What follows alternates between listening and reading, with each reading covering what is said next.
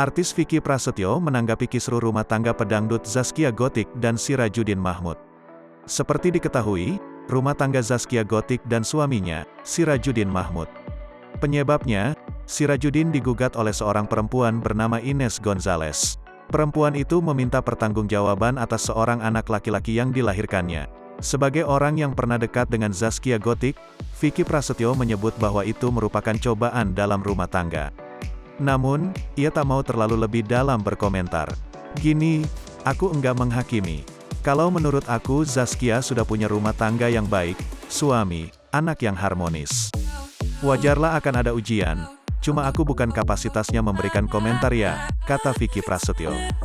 Vicky mengaku hanya bisa memberi dukungan agar permasalahan suami Zaskia Gotik bisa segera selesai.